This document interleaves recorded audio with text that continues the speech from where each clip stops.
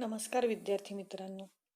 आज आपण आपल्या पाठ्यपुस्तकातील पाठ क्रमांक 18 हसरे दुःख, लेखक भा. द. खेर म्हणजेच भालचंद्र दत्तात्रय खेर, जन्म 1917 यांचा हा पाठ आपण बघणार आहोत. व पाठापूर्वी ज्या पहिल्या स्लाइडमध्ये तुम्हाला चित्र दिसत आहे ते चित्र जवळपास मला वाटतं जगातील 99% लोकांना माहिती आहे. असा हा व्यक्ती अगदी बरोबर ओळखलं, चार्ली चॅप्लिन. हा पाठ अख्ख्या जगाला खळखळून हसवणाऱ्या चार्ली चॅप्लिनच्या जीवनावर आधारित आहे. ह्या पाठामध्ये चार्ली आणि त्याच्या आईमधील प्रेम तसेच चार्लीच्या रंगमंचावरील पदार्पणाचे वर्णन लेखकांनी केलेले आहे. लेखकांचं हे पुस्तक आहे हसरे दुःख आणि त्या पुस्तकातनं हा पाठ आपण घेतलेला आहे. आपण पाठाला सुरुवात करण्यापूर्वी लेखकांचा परिचय बघूया.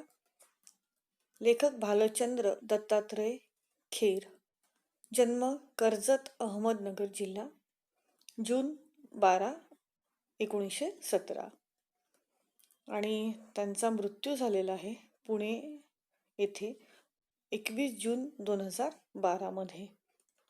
शिक्षण BA LLB, प्रसिद्ध मराठी लेखक म्हणून त्यांची ओळख. 25 वर्षे केसरीचे उपसंपादक होते. तत्पूर्वी त्यांनी अग्रणी, हिंदू राष्ट्र, भारत आदी दैनिकात काम केले आहे. रोहिणी मासिकाचे ते संपादन कार्य त्यांनी काही काळ बघितले होते. तसेच सह्याद्री मासिकाचे ते 10 वर्ष संपादक होते. खेर स्वतःला श्री म. माटे यांचे शिष्य मानत असत. पत्रकारितेच्या क्षेत्रात वावरताना सांस्कृतिक सामाजिक कार्यातही त्यांचा उत्कृष्ट सहभाग राहत होता.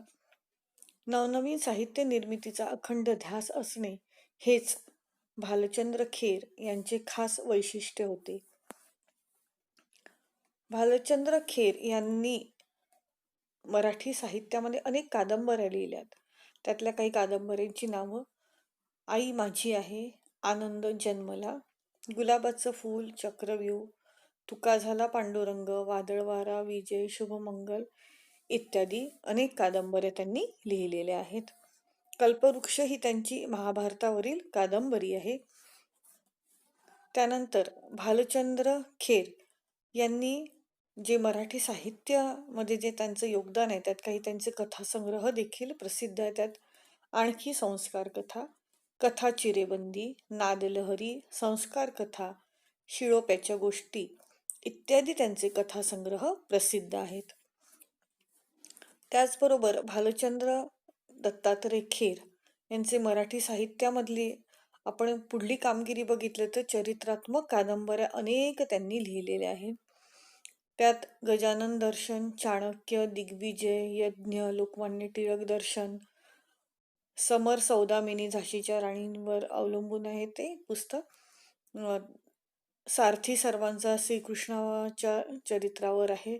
असे अनेक त्यांच्या चरित्रात्मक कादंबऱ्या आहेत आणि त्यातली एक म्हणजे हसरे दुःख, जी चार्ली चॅप्लिन यांच्या चरित्रावर, त्यांच्या जीवनावर आधारित आहे. त्याचबरोबर आपण भालचंद्र दत्तात्रय खेर यांचे मराठी साहित्य बद्दल अधिक जाणून घेतलं तर त्यांनी काही कादंबऱ्या अनुवादित सुद्धा केलेल्या आहेत.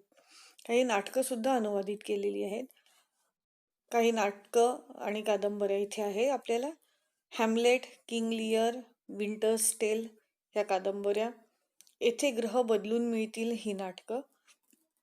साहित्य समीक्षा जर आपण बघितली त्यांची तर परदेशातील साहित्य सफर आणि माझे साहित्य स्वप्न इत्यादी त्यांची साहित्य समीक्षा आपण वाचू शकतो.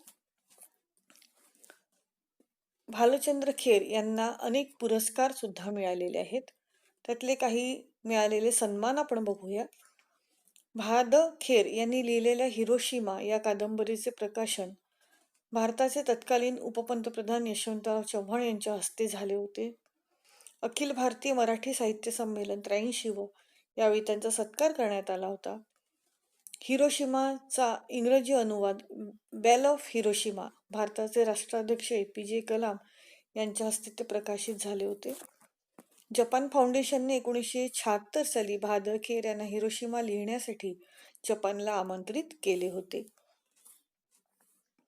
भालचंद्र खेर यांना मिळालेले काही पुरस्कार आपण बघूया. साहित्य सम्राट न. चि. केळकर पुरस्कार, महाराष्ट्र सरकारचा हरिनारायण आपटे पुरस्कार आणि शिवाजी सावंत स्मृती मृत्युंजय पुरस्कार इत्यादी पुरस्कार भालचंद्र खेर यांना मिळाले. आता आपण बघूया की हा जो पाठ हसरे दुःख आहे, हा पाठ त्यांचं हसरे दुःख ह्या पुस्तकातून घेतलेला आहे. त्या पुस्तकाविषयी थोडं जाणून घेऊया. त्यांनी लिहिलेल्या अनेक पुस्तकांपैकी हे एक पुस्तक, ते म्हणजे हसरे दुःख चरित्रात्मक पुस्तक आपण ज्याला म्हणू. त्यांचे प्रत्येक पुस्तक आपल्याला विचार करायला लावणारे आहे. हे पुस्तक आपणास जीवन जगण्याचा मूलमंत्र देते. आपल्या हसणाऱ्या मुखोट्यातून जीवनाच्या वेदना आणि त्याचा सूक्ष्म वेध घेणाऱ्या मनस्वी कलावंतांच्या आयुष्याची कहाणी म्हणजे हसरे दुःख. चार्ली चॅप्लिनचे चरित्र अगदी ओघवत्या शब्दात आणि हृदयस्पर्शी भाषेत त्यांनी स्पष्ट केले. चार्ली चॅप्लिन यांच्या प्रत्येक स्मित हास्यामागे, प्रत्येक छोट्याशा हसवणाऱ्या अंगविक्षेप मागे दडलेली अपार त्यांची वेदना आणि किती विलक्षण दुःख आहे याची प्रचिती पुस्तक वाचताना येते. म्हणजे चार्ली चॅप्लिन इतरांना फार हसवत असत, तर हे हसवण्यामागे नेमकं किती विलक्षण दुःख त्यांनी आपल्या मनामध्ये दडलेलं होतं याची आपण कल्पना सुद्धा करू शकत नाही. इतकं दुःख त्यांनी जीवनामध्ये सहन केलं, पण आपल्या दुःखाचं थोडंसंही प्रदर्शन न करता किंवा आपलं दुःख जगापुढे न आणता ते जगातील प्रत्येक व्यक्तीला चांगल्यातल्या चांगल्या रीतीने आपण कसं हसवू शकतो याचा ते सतत प्रयत्न करत होते. आणि त्यांचं जे हास्य राहायचं आणि अंगविक्षेप जे करायचे, आता चार्ली चॅप्लिनचं आपण बघितलेलं आहे की कोणत्याही प्रकारचा डायलॉग त्यांच्या याच्यात राहत नव्हता, केवळ अंगविक्षेपामुळे. म्हणजे फक्त शारीरिक त्या ज्या हालचाली ते करायचे तेवढ्यातून माणूस किती हसायचा. म्हणजे शब्दांच्याच द्वारे हसायला हवं असं गरजेचं नाही आहे, पण चार्ली चॅप्लिन आपल्याला त्यांच्या अंगविक्षेपाने फार जास्त प्रमाणात आपले मनोरंजन करायचं. पण ह्या सगळ्या अंगविक्षेपामागे खूप मोठ्या वेदना दडलेल्या होत्या, विलक्षण दुःख त्यांचं दडलेलं होतं. आणि हे दुःख कधीही त्यांनी कोणाला सांगितलं नाही. पण भादखेर यांनी मात्र या चरित्रात्मक पुस्तकातून ह्या हास्याच्या मागे असणारं जे दुःख आहे ते आपल्याला पुस्तकातून, या पाठातून भादखेर यांनी अतिशय उत्कृष्टरित्या सांगितलेलं आहे. ती जी भाषा आहे ती अगदी ओघवत्या शब्दात आणि हृदयस्पर्शी भाषेत मनाला भिडणारे शब्द लेखकांनी आपल्याला इथे वापरलेले आहेत. चार्ली चॅप्लिन हास्य सम्राट असं त्यांना म्हणतात, आणि ते म्हणतात की माझं आयुष्यच नाट्यमय आहे, तेव्हा माझ्या आयुष्याचा प्रभाव माझ्या चित्रपटांवर पडणारच. त्यातील सार वास्तव मी स्वतः अनुभवल्यामुळे माझे चित्रपट जिवंत वाटतात. नकळत मी लोकांना जीवनातलं दुःख दाखवून देतो. आपल्या हसऱ्या मुखातून जीवनाच्या वेदनेचा सूक्ष्म वेध घेणाऱ्या मनस्वी कलावंतांच्या आयुष्याची ही कहाणी. म्हणजे ते म्हणतात की ज्या काही गोष्टी मी पडद्यावर साकारलेल्या आहेत त्या खरंच माझ्या आयुष्यामध्ये घडलेल्या आहेत, पण मी हे नाट्यमयरित्या साकारलेल्या आहेत. पण माझं आयुष्यच नाट्यमय आहे, कारण मी ते जिवंत आहे, जिवंतपणाने ते इतरांसमोर सादर करतो. आणि जीवनात जे काही दुःख मी अनुभवलं ते दुःख मी लोकांना न दाखवता नकळतपणे त्यांना ते दुःख हसवण्यातून दाखवून देतो. आणि अशा प्रकारे चार्ली चॅप्लिनला आपण हास्य सम्राट ह्या नावाने सुद्धा ओळखतो, अख्खं जग त्यांना ओळखतं. हास्य सम्राट चार्ली चॅप्लिन यांच्याविषयी हा पाठ आहे, त्यांच्याबद्दल आपण थोडं जाणून घेऊया. चार्ल्स स्पेन्सर चॅप्लिन असं त्यांचं पूर्ण नाव. जन्म 16 एप्रिल 1889, वॅलवर्थ, लंडन, युनायटेड किंगडम म्हणजे UK. आणि मृत्यू झाला त्यांचा 25 डिसेंबर 1977 वयाच्या 88व्या वर्षी व्हेवी, स्वित्झर्लंडमध्ये. आता ते त्यांचा पेशा काय होता, तर चित्रपट नट होते, दिग्दर्शक होते आणि निर्माते होते. कौटुंबिक परिस्थिती अत्यंत दयनीय होती, त्यामुळे चॅप्लिन कुटुंबाला काही काळ वर्क हाऊसमध्ये राहावं लागलं. चार्लीचा जो स्वभाव होता, तो मनाने ते फार हळवे होते आणि प्रत्येक गोष्ट मनाला लावून घेणारे होते. पण कधीही इतरांपुढे ती गोष्ट ते व्यक्त करून दाखवत नसत. आता आपण आपल्या पाठाला सुरुवात करूया. तर ह्या पाठाचा जो प्रारंभ झाला त्यावेळेची जी सिच्युएशन होती ती कशी होती? पाठाचा हा जो प्रारंभ आहे तो वर्णनात्मक आहे, की वर्णन दिलेलं आहे, की रंगमंचावरील पडदा दूर होतो, प्रेक्षकगृह शांत झालं, वाद्यवृंदांचे स्वर घुमायला लागले, प्रेक्षकगृहात कुजबूज एकदम थांबली. तर हे जे सगळं आहे हे वर्णनात्मक आहे. लिली हार्लेचं गाणं रंगात आलेलं आहे आणि हे सगळेजण एकदम स्तब्ध का झाले, कारण लिली हार्ले नावाची एक गायिका होती आणि तिने तिचं गाणं सुरू केलं होतं. त्यामुळे त्या प्रेक्षागृहात एकदम शांतता होती. तिच्या गोड गळ्यातून तार सप्तकातील मधुर स्वर वाद्यवृंदांच्या साथीने स्वरविलास चालू आहे. ती गाणं गात होती आणि तिच्या सुरेल स्वरांची एक अलौकिक तेजोमय श्रीमूर्ती साकार झाली आणि साऱ्या श्रोत्यांचं भान हरपून गेलं. ती गात होती, सोबतच अनेक वाद्यवृंद सहकारी तिच्या साथीने आपल्याला जे वाद्य दिलेले आहेत ते अतिशय सुरेलरित्या इतरांना मनमोहित करतील असे ते वाजवत होते. श्रोते अगदी भान हरपून त्यांचं गाणं, लिली हार्लेचं गाणं अगदी भान हरपून ऐकत होते. जीवाचे कान करून ऐकत होते, म्हणजे मन लावून ऐकत होते. आणि सुरेल स्वरांची एक अलौकिक तेजोमय श्रीमूर्ती साकार झाली.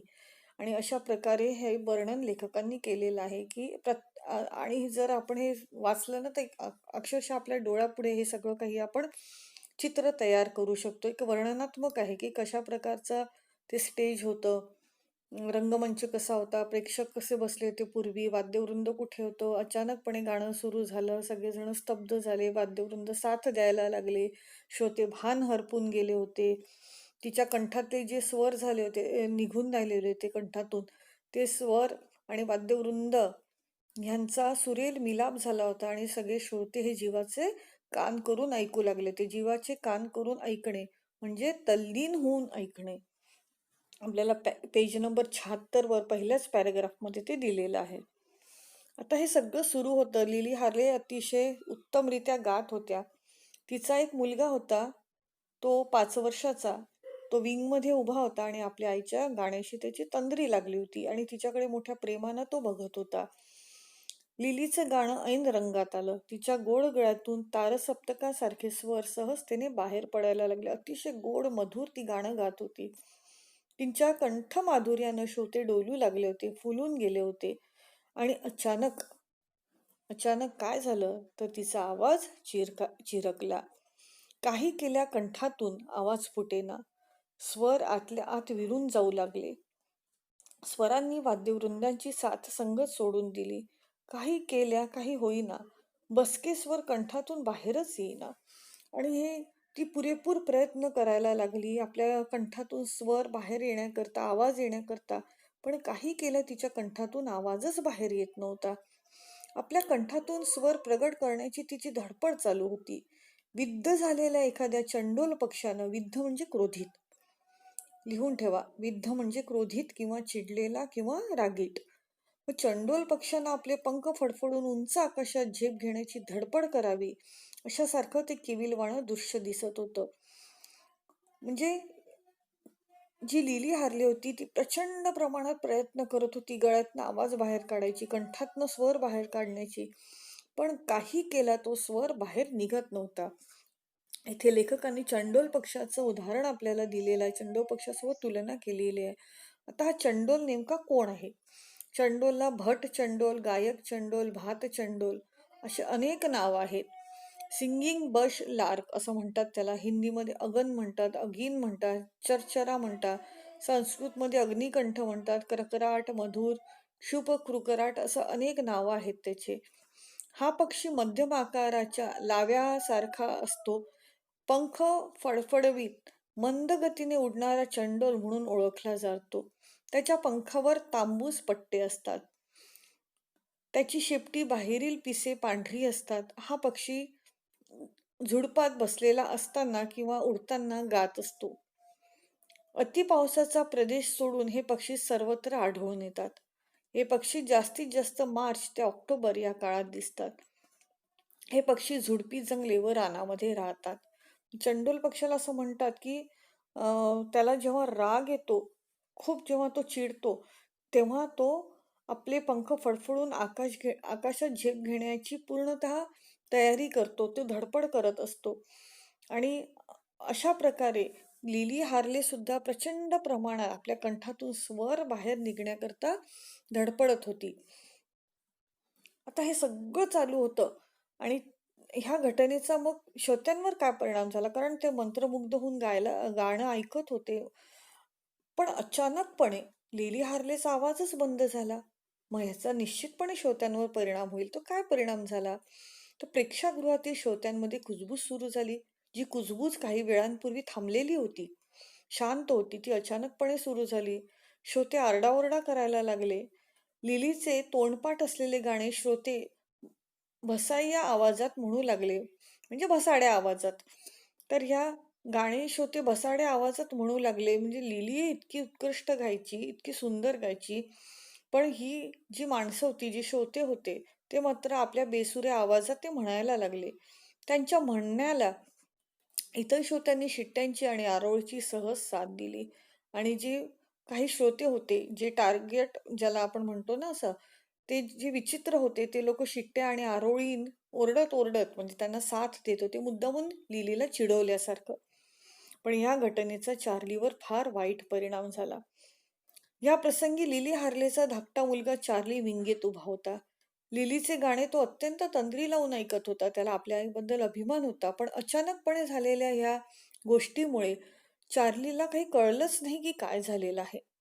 कावऱ्या बावऱ्या मुद्रेने गोंधळलेल्या अवस्थेत तो आईकडे बघत होता, कधी मॅनेजरकडे बघत होता, तर तसेच गोंधळ घालत असलेल्या प्रेक्षकांकडे तो बघत होता. त्याला सुचलंच नाही, कारण तो फार छोटा होता.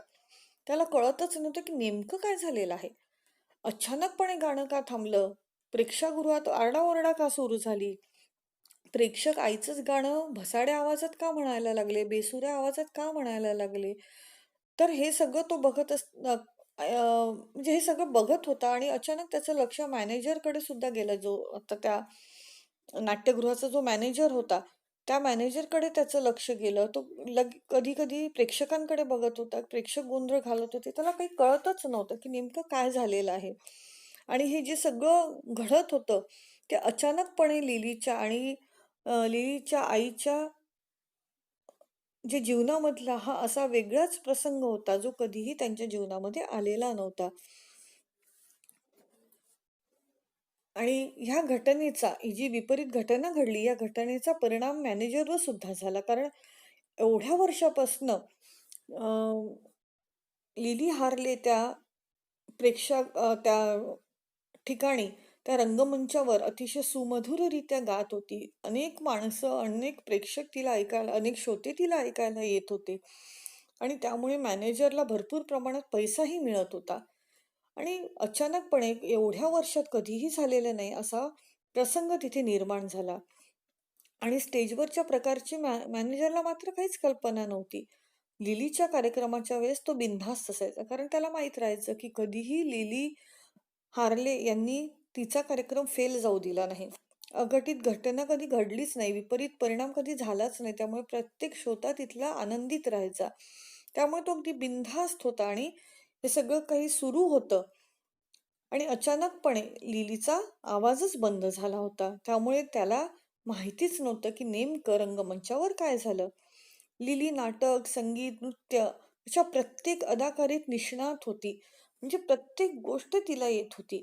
त्यामुळे तो अगदी बिनधास्तपणे लिलीवर सगळा रंगमंच सोपवून द्यायचा. पण आज झालेल्या प्रसंगाने मॅनेजर मात्र गोंधळून गेला. कोणत्याही परिस्थितीत लिलीच्या गाण्याचा उर्वरित कार्यक्रम निभावून नेणे महत्वाचे होते.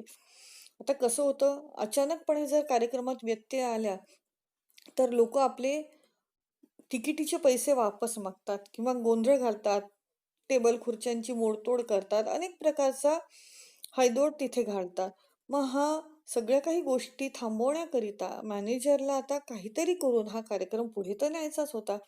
कारण त्याला माहिती होतं, की प्रेक्षागृहात जर अशी ओरडाआरड झाली किंवा आरोळ्या झाल्या किंवा त्यांनी जर काही तोडफोड केली, तर त्याचा परिणाम पुढे येणारे जे श्रोते आहेत, त्या श्रोत्यांवर सुद्धा होईल.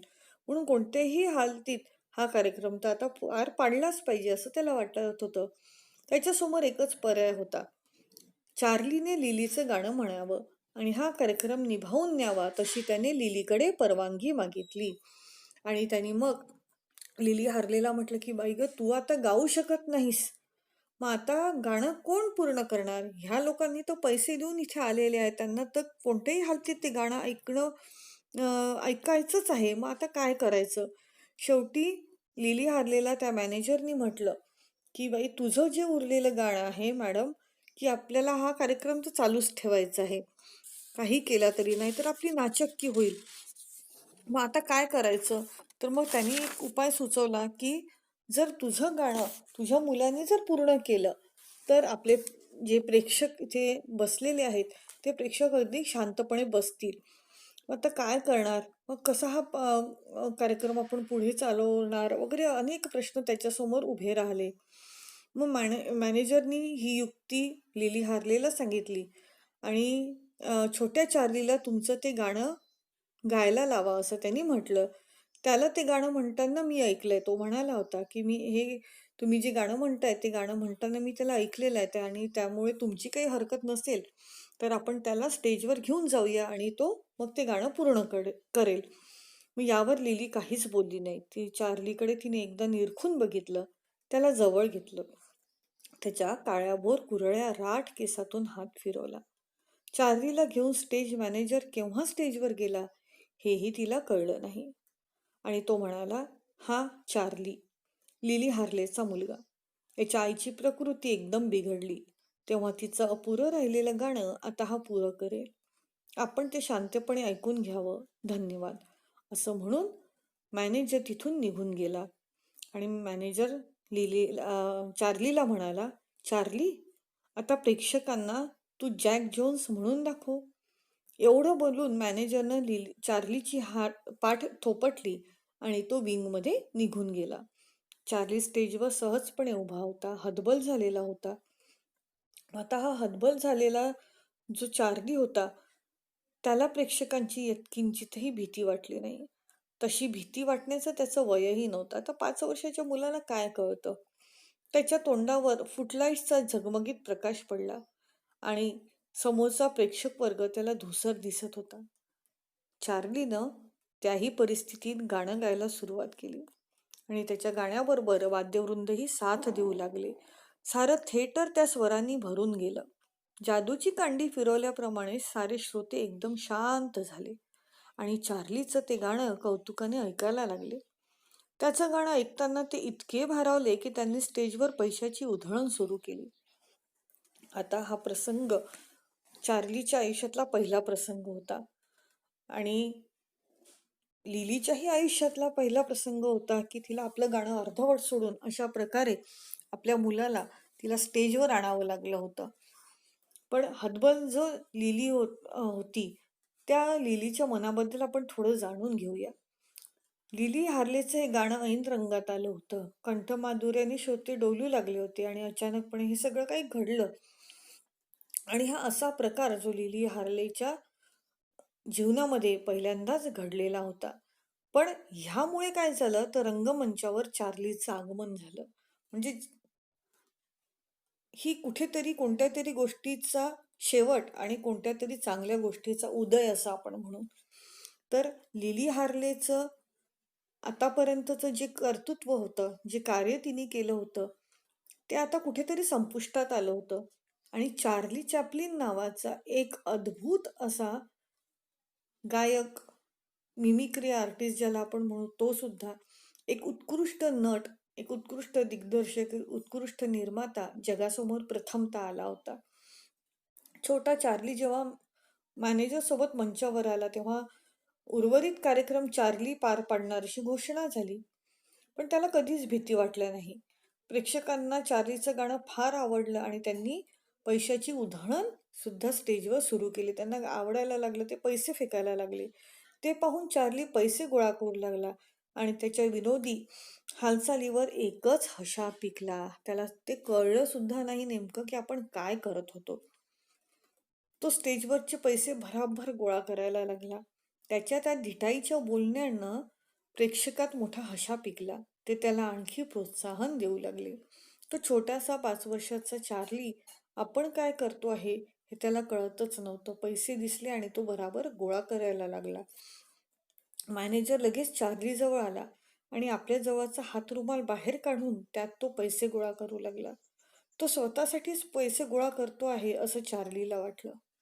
चार्ली लगेच त्याच्या जवळ गेला. एव्हाना मॅनेजर पैसे गोळा करून विंगच्या दिशेनं निघूनही गेला होता. चार्लीनं ताबडतोब त्याचा पाठलाग केला आणि हे बघून प्रेक्षकांमध्ये हास्य कल्लोळाची लाटच उसळली. हास्य कल्लोळाची लाट उसळणे म्हणजे प्रचंड प्रमाणात हशा निर्माण होणे. त्यावेळी मॅनेजरने ते सारे पैसे चार्लीच्या आईजवळ दिले. तेव्हा कुठं चार्लीच्या जीवात जीव आला. जीवात जीव येणे हायसे वाटणे. चार्ली पुन्हा स्टेजवर आला आणि उरलेलं गाणं म्हणायला लागला. म्हणजे गाणं पूर्ण सुद्धा झालेलं नव्हतं, पण त्या गाण्याच्या मध्यंतरामध्ये जे काही घडलं होतं त्यामुळे प्रेक्षक वर्ग फार हसायला लागला होता, फार आनंदित झाला होता आणि एक हास्याची लाट त्या प्रेक्षागृहात निर्माण झाली होती. म्हणजे चार्लीच्या वागण्याने लोक हसायला लागले होते. आता एक अभिनेता ना आपल्याला आपल्या समोर आला होता. एक गायक तर होताच चार्ली, उत्कृष्ट गायक, पण उत्कृष्ट हास्य सम्राट म्हणून सुद्धा उदयास आला होता. म्हणजे क्षणात काय घडेल आपल्याला सुद्धा माहिती नसतं. म्हणजे काय घडलं त्याच्या आयुष्यामध्ये. आईचा आवाज काय बंद झाला, नवीन गायक म्हणून चार्ली स्टेजवर काय आला, चार्लीच्या वागण्यानं लोक हसायला काय लागले. म्हणजे क्षणाक्षणाला ह्या सगळ्या काही गोष्टी बदलत गेल्या. म्हणजे एका गायिकेचा गाण्याचा अंत जिथे झाला तिथेच नव्या नटाचा जन्म झाला, नव्या गायकाचा जन्म झाला. आणि हीच चार्ली चॅप्लिनच्या अदाकारीची मुख्य गोष्ट होती. तर एक नवीन आपण ज्याला म्हणू की काहीतरी उदयास आलं होतं. एक संपलं, एकाचा अस्त झाला आणि एक उदयास आला होता. लिली हार्ले, मग आता लिली हार्लेचा त्याच्यावर काय परिणाम झाला. गाणं संपलं तेव्हा प्रेक्षकांनी अक्षरशः थिएटर डोक्यावर घेतलं. प्रेक्षकांशी त्याचं आता चांगलं नातं जुळलं होतं. त्यांच्यावर त्यानं चांगली छाप टाकली होती. छाप टाकणे, प्रभाव टाकणे. गाणं संपल्यावर चार्लीनं प्रेक्षकांना नाचूनही दाखवलं, नकलाही करून दाखवलं. म्हणजे त्याच्यामध्ये जे काही होतं, जे पोटेन्शियल होतं, ज्यामुळे त्याला हास्य सम्राट म्हणतात, त्या गोष्टी त्यानं प्रेक्षकांना करून दाखवल्या. त्याची आई आयरिश मार्च सॉन्ग चांगलं म्हणायची. आपल्या आईचं ते रणगीत चार्लीनं हुबेहूब म्हणून दाखवलं आणि ते म्हणताना त्यानं अगदी आपल्या आईसारखा आवाज काढला. म्हणजे आपण ज्याला म्हणतो की मिमिक्री, नक्कल, ती त्यांनी अगदी हुबेहूब केली. श्रोत्यांनीही त्याच्या आवाजात आवाज मिळवला. तेही त्याच्याबरोबर गाऊ लागले. ते गाणं गाताना त्याच्या आईचा आवाज क्वचित प्रसंगी मधूनच चिरकायचा. ते गाणं गाताना चार्लीनंही तसाच चिरकलेला आवाज काढला. मधूनच हे गाणं जेव्हा सुरू त्याची आई गायची तेव्हा मधूनच कुठेतरी तिचा आवाज असा चिरकायचा, बारीकसा यायचा मधातच आणि मग पुन्हा सुरेल यायचा.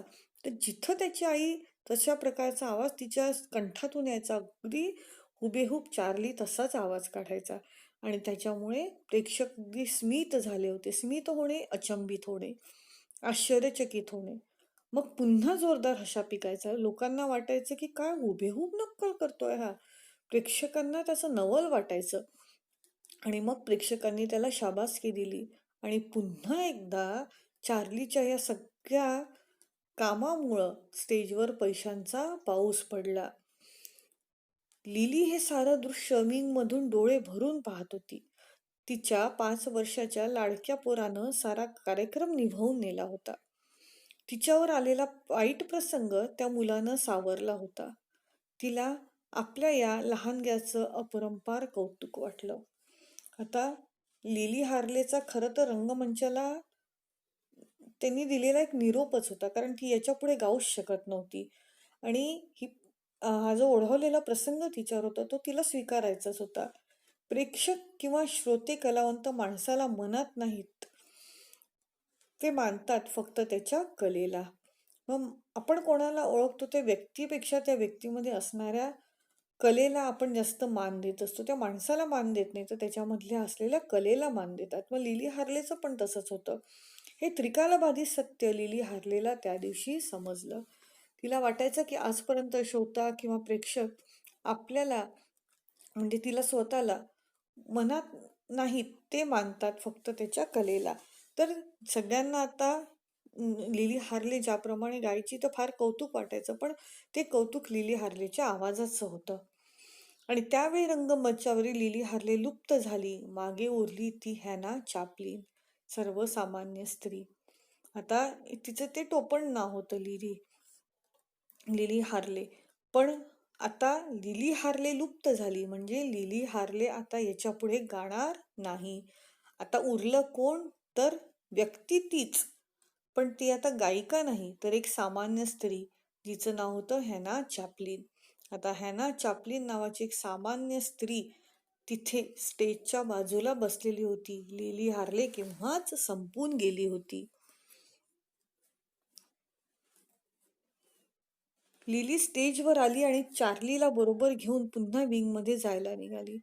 तिला बघून प्रेक्षकांनी टाळ्यांचा गजर केला. काही वेळानं झगमगीत दिवे विझले. थिएटर हळूहळू रितं झालं, म्हणजे रिकामं झालं. त्या रात्रीच्या कार्यक्रमावर पडदा पडला, परंतु लिलीच्या मनावरचा पडदा काही केला दूर होत नव्हता.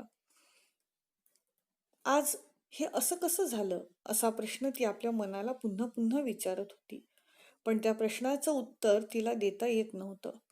तो प्रश्न तिच्या विचारांच्या आवर्तात गरगर फिरत होता, पण तिला उत्तर मिळत नव्हतं. ती फार विचार करत होती की कसं घडलं. कारण कधीही तिच्या जेव्हा गायनाचा कार्यक्रम राहायचा तेव्हा कधीही अशा प्रकारचा एक दुःखद हादसा कधी झालाच नव्हता. त्यामुळे ती वारंवार वारंवार स्वतःला प्रश्न विचारत होती, पण त्याचं उत्तर तिला काही मिळतच नव्हतं. मात्र तिच्या हुकमी सुरेल आवाजानं उलटवलेला डाव तिच्या मानी मनाला मुळीच सहन होत नव्हता. आपल्या त्या आवाजाच्या बळावर ती आजवर स्टेजवर पाय रोवून होती, परंतु त्या दिवशी तिचा तो खंबीर पाय लटपटत होता. तिच्या त्या लटपटणाऱ्या पायाला हात देऊन स्थिर करायला त्या दिवशी प्रेक्षक मुळीच तयार नव्हते. म्हणजे बघा, प्रेक्षक किंवा श्रोते कलावंत माणसाला मानत नाहीत, कलावंत माणसाला मानत नाहीत, ते मानतात फक्त त्याच्या कलेला. म्हणजे त्या दिवशी लिलीला कोणीही साथ दिली नाही. जेव्हा तिच्यावर वाईट प्रसंग आला होता, जेव्हा तिच्या कंठातून स्वर निघत नव्हता, तेव्हा कोणत्याही व्यक्तीने समोर येऊन तिची मदत केली नाही. ती घाबरत होती, पण तिला धीर द्यायला कोणीही येत नव्हतं. आणि त्यावेळी लिलीला कळलं की श्रोते किंवा प्रेक्षक आपल्याला मानत नाही, तर आपल्या कलेला मानतात. कारण त्या दिवशी ते तिच्यामध्ये असलेली कला ऐकायला आलेले होते, कला बघायला आलेले होते. आणि हे त्रिकालबाधित सत्य त्या दिवशी लिली हार्लेला कळलं. आणि मग लिली हार्ले त्या दिवशी त्या रंगमंचावरून लुप्त झाली आणि एक सर्वसामान्य हॅना चॅपलिन नावाची एक स्त्री उरली होती, जी अगदी सर्वसामान्य स्त्रियांसारखी होती, जिच्यात कोणतीही कला आता शिल्लक राहिलेली नव्हती. कारण आपण कलेला मान देत असतो, सन्मान देत असतो. त्यामुळेच तिला आता वाटायचं की आपण आता सर्वसामान्य लोकांसारखं झालेलं आहोत.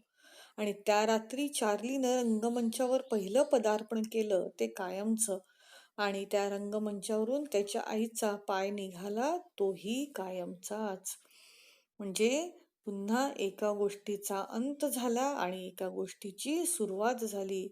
चार्लीच्या ह्या रंगमंचावरील आयुष्याची सुरुवात झाली आणि त्याच्या आईची रंगमंचावरून एक्झिट झाली. त्याची आई कायमची रंगमंच सोडून आता निघून गेली होती. ती एक आता कोणतीही गायिका किंवा नटी किंवा नृत्य करणारी नव्हती, तर ती आता एक सामान्य स्त्री म्हणून जगापुढे वावरणार होती. पण त्याच वेळी चार्ली नावाचा हास्य सम्राट, चार्ली नावाचा नट, चार्ली नावाचा गायक जगाने प्रथमतः बघितला होता आणि चार्लीच्या आयुष्याचीही सुरुवात होती.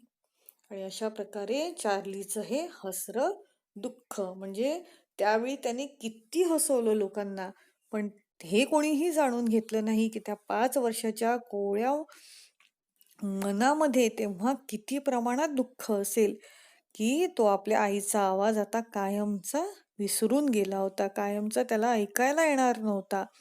हे दुःख कोणीही जाणलं नाही. पण त्यावेळी चार्लीने म्हटलेलं गाणं सगळ्यांना भारावून सोडणारं होतं. चार्लीचं ते पैशांसाठी पळणं, चार्लीचं ते मिमिक्री करणं, सगळ्यांना हसवणं, म्हणजे हे हे हसणं जगाला कळलं, जगाने ॲप्रिशिएट केलं, जगाने टाळ्या वाजवल्या, जगाने मान्य केलं. पण ह्या हसण्याच्या मागे छोट्या चार्लीच्या मनामध्ये कितीतरी प्रश्न निर्माण झाले होते, की आज आपल्या आईसोबत काय झालं? आज आपल्या आईच्या कंठातून स्वर का नाही निघाला? यापुढे आपली आई गाणं म्हणू शकणार की नाही? यापुढे आपली आई नृत्य करू शकणार की नाही? यापुढे आपली आई हजारो लोकांच्या टाळ्या स्वीकारणार की नाही? कितीतरी प्रश्न चार्लीच्या मनामध्ये निर्माण झाले होते. पण चार्लीने आपलं कोणतंही दुःख जगापुढे न आणता सगळ्यांना त्यावेळी हसवतच ठेवलं होतं आणि म्हणून ते झालं हसरं दुःख. या पाठामध्ये काही समानार्थी शब्द आलेले आहेत. ते समानार्थी शब्द तुम्ही तुमच्या नोटबुकमध्ये लिहून घ्यायचे आहेत. त्याचप्रमाणे या पाठामध्ये वाक्प्रचार आणि त्याचे अर्थ सुद्धा मी तुम्हाला दिलेले आहेत. अनेक वाक्प्रचार आहेत आणि त्या सगळ्या वाक्प्रचारांचे अर्थ आपण लिहून घ्यायचे. तंद्री लागणे, गुंग होणे, अवहेलना करणे, अनादर करणे, थक्क होणे, स्तिमित होणे पाहिजे होतं तिथे, पदार्पण करणे, पहिलं पाऊल टाकणे, म्हणजे चार्लीचं पदार्पण होतं. भीती पसरणे, पांढरे फटफटीत पडणे, म्हणजे पांढरे फटफटीत पडणे म्हणजे भीती पसरणे. असे अनेक शब्द, अनेक वाक्प्रचार आणि त्याचे अर्थ आपल्याला या पाठामध्ये मिळतात. त्याचबरोबर जर आपण या अगोदरच काव्याचा आस्वाद घेताना आपण वेगवेगळे रस अनुभवतो आणि त्यातील भावनांमुळे साधारणपणे आपल्याला माहिती आहे की 9 प्रकारचे रस आपल्या दैनंदिन जीवनात आणि आपल्याला आपल्या मराठी साहित्यात आपण अनुभवतो. हे 9 रस कोणते? तर करुण, शृंगार, वीररस, हास्यरस, रौद्र रस, भयानक रस, बिभत्स, अद्भुत आणि शांत. आपण बऱ्याच वेळा ह्या रसांचा आस्वाद निरनिराळ्या कवितांमधून घेतो, पण बऱ्याच वेळा पाठांमधून सुद्धा आपल्याला हे रस अगदी सहजरित्या मिळू शकतात. ह्या पाठामध्ये 2 प्रकारचे रस आलेत, हास्यरस आणि करुण रस. हास्य केव्हा आला? जेव्हा चार्ली स्टेजवरील पैसे गोळा करतो आणि मग थोड्या वेळाने पुन्हा गाणं गायला लागतो, ते बघून हास्यरस निर्माण होतो. पण करुण रस सुद्धा या पाठात आहेत. तो जेव्हा लिली हार्ली ची मुद्रा पांढरी पडली होती, म्हणजे तिच्या कंठातून स्वरच बाहेर पडत नव्हता आणि चार्ली आणि हे सगळ्या काही गोष्टी रंगमंचावरील हे जे काही घडत होतं ते गोंधळून जाऊन जेव्हा बघत होता, तेव्हा आपल्याला करुण रस, दुःख, चार्लीच्या मनातील दुःख जे आहे ते आपण अनुभवू शकतो जर आपण चार्लीच्या ह्या सगळ्या काही गोष्टी व्यवस्थितरित्या वाचून काढल्या, तर आपल्याला चार्लीचं दुःख सुद्धा कळेल आणि त्यालाच आपण म्हणू की करुण रस. आणि अशा प्रकारे आपला हा पाठ आपण इथे संपवतो आहे. या पाठावर आधारित जो काही स्वाध्याय आपल्याला दिलेला आहे तो स्वाध्याय तुम्ही तुमच्या नोटबुकमध्ये लिहून घेणे. प्रश्न क्रमांक 3 मध्ये वाक्प्रचारांचा खालील दिलेल्या वाक्यात उपयोग करा. याकरता मी तुम्हाला वाक्प्रचार आणि त्याचा जो अर्थ दिलेला आहे ती स्लाइड एक वेळा व्यवस्थित बघून घ्या, म्हणजे तुम्हाला त्याचा वाक्यात उपयोग करता येईल. आणि अशा प्रकारे आपण आपला पाठ इथे संपवून या पाठामध्ये असलेला सगळा स्वाध्याय तुम्ही तुमच्या नोटबुकमध्ये सोडवून ठेवावे अशी तुमच्याकडनं मी अपेक्षा करते. धन्यवाद.